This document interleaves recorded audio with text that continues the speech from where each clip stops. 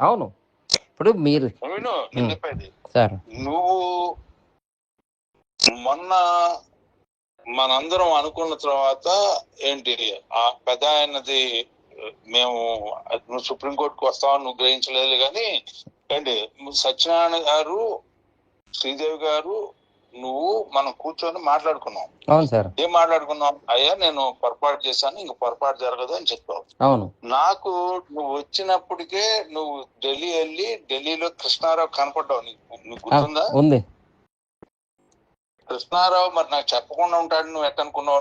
నేను నిన్ను టెస్టింగ్ కి నేను అడగలా సార్. ఇప్పుడు కృష్ణారావు చెప్పకుండా మీకు పరిచయం, నాకు పరిచయం సార్.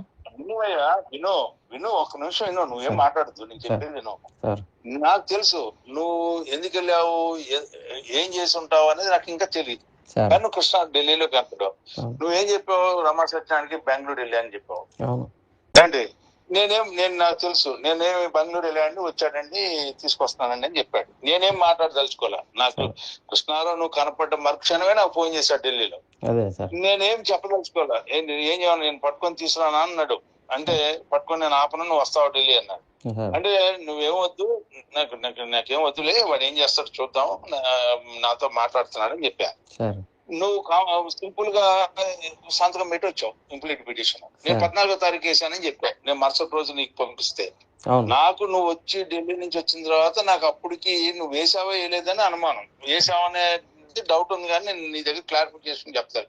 మరుసటి రోజు 11ంటికే నాకు నువ్వు నాతో మాట్లాడేటప్పటికే నా దగ్గర ఉంది. అండ్ ఆ రాత్రి కలుద్దాం అనుకున్నాం. సార్ ఒక చిన్న మాట మధ్యలో, సార్ ఒక చిన్న మాట మీకు ఫస్ట్ అదే చెప్పు సార్. పొద్దున్న కలుద్దాం సార్, ఇందులో చాలా జరిగాయి, మీకు ఎక్స్ప్లెయిన్ చేయాలి అంటే అక్కడ మనం పెద్ద మాట్లాడుకోలేదు. అంటే పొద్దున్న మీరు ఏమన్నారు, పొద్దున్న ఫోన్ చేస్తాను, ఏ టైంకో వద్దు, ఎందుకంటే నేను ఇవన్నీ బోల్డ్ ఉన్నాయి సార్ చెప్పాలి అని నేను మీకు ముందే చెప్పా.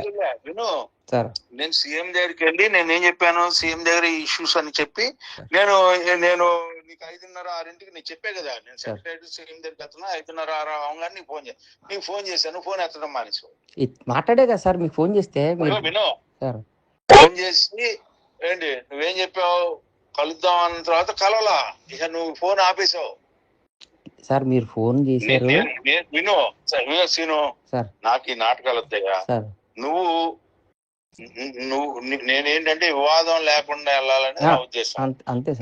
నువ్వు సత్యాన్ గారు కూడా వచ్చి వివాదం వద్దు, ఇవన్నీ ఎందుకు, అందరం కలిసి చేసాం, మళ్ళీ మేము వెనక్కి వచ్చాం, వాడు ఇంకా అటు ఇటు కొట్టుకుంటున్నాడు, నేను మాట్లాడతాను అని అన్నాడు. మాట్లాడు అన్నా. నువ్వు ఇవాళ వెనక్కి వస్తావో ముందుకెళ్తావో నాకు అనవసరం. నువ్వు వస్తాను అంటే నేను చెప్పినట్టు వినాల్సిందే. నువ్వు చెప్పినట్టు విన్నావు, నేను అయిపోయింది. నువ్వు రావాలి అనుకుంటే నేను వస్తాను సార్, నేను మీరు చెప్పినట్టే వింటాను, నాకు నష్టం జరగకుండా చూడమంటే అది నేను చేయగలుగుతాను. అదే సార్ నేను చెప్పేది అది ఒకటే సార్. విను ఒక్క నిమిషం. నీ కుటుంబం జోలికి అసలు వెళ్ళనయ్యా, వస్తే నీ జోలికే. అదేలేండి.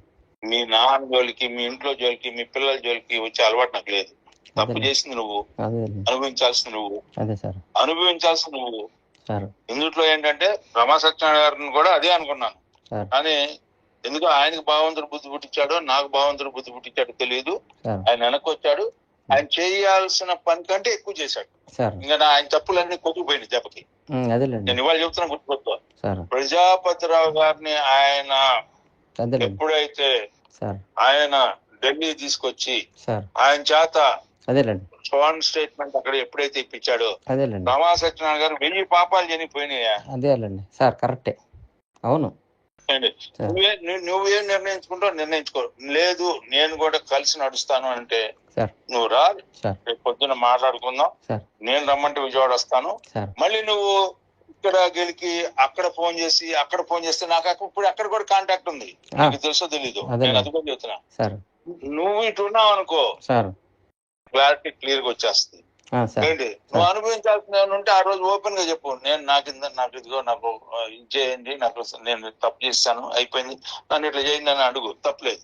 బట్ ఓన్లీ వన్ థింగ్ ఏంటంటే నువ్వు చేసే దాంట్లో, నువ్వు ఉండే దాంట్లో నువ్వు క్లియర్ గా లేకపోతే, నువ్వు ఇప్పటికీ లేకపోతే, నువ్వు తప్పు చేసిన దానికి శిక్ష పడేలాగా చేయాల్సిన బాధ్యత నేను చేయకపోతే నేను ఒక మనిషిని కానట్టు. నువ్వు పశ్చాత్తపడి నాతో దగ్గరికి వచ్చి నువ్వు నాతో కలిసి నడిచావు అనుకో, చిత్తశుద్ధిగా నువ్వు 13 ఏళ్ళు 2011 నుంచి 2025 మే 29 వరకు నువ్వు ఎట్లా నడిచావో అంతమంది 6 నెలల నుంచి నువ్వు తర్కాలు జరుగుతా ఉన్నాయని నాకు తెలుసు.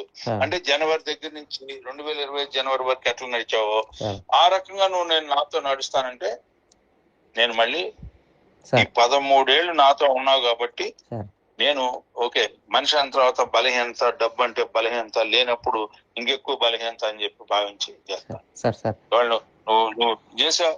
ఎందుకంటే ఇవాళ నిన్న మీరెంత ఖర్చు పెట్టారో నేను అంత ఖర్చు పెట్టా. ఏముంటది, ఉంటే ఉంటది, పోతే పోతే. అవును సార్, అవును, కరెక్టే సార్. ఇవాళ ఏ రకంగా కూడా ఆ హక్కులు లేని వాళ్ళు మీరు ఖర్చు పెడుతున్నా, హక్కులు ఉండాలి. నేను ఎందుకు ఖర్చు పెట్టను? అంతేనండి, ఖర్చు పెడతారు కదా సార్. అంతే, కరెక్టే సార్. నువ్వు అందుకని నువ్వేమనుకున్నావు అనుకో, నేను ఒకటే చెప్తున్నాను, నువ్వు తప్పు చేశాననే భావం నీకుండి, పశ్చాత్తాపం నీకుంటే రా. నాకు ఎక్కువ టైం కూడా తీసుకోవట్లేదు నేను. ఓకే సార్, నేను ఐ స్టార్టెడ్ మై వర్క్. మీరు చూసుకున్నా లేకపోతే లేదు. అన్ని రకాలుగా ఏంటి సిఐడికి ఇది అన్ని ఆర్డర్ కి అనుకూలంగా పెట్టి నేను రెడీ చేశాను. ఎందుకంటే ఎక్స్ట్రాక్ట్ చేయించాను ఫోన్ లోంచి. ఎందుకంటే మీరు జరిగిన సంభాషణ అంతా పెట్టించాను. నేను మొహమాట పట్టలేదు. అయితే నాతో అనుకూలంగా వచ్చాడు కాబట్టి ఆయనకి రక్షించాల్సిన బాధ్యత, ఆయన చొక్కాకి మట్టి అంటే అయినా కూడా నాదే బాధ్యత. అంతే కదా సార్. నిన్న కూడా కాదు, నువ్వు రమా సత్యనారాయణ ఇంక్లూడ్ చేసినా కూడా బయట తీసుకురాగలను. అదేలేండి, అది కూడా చెప్తున్నా, గుర్తుపెట్టుకో సార్.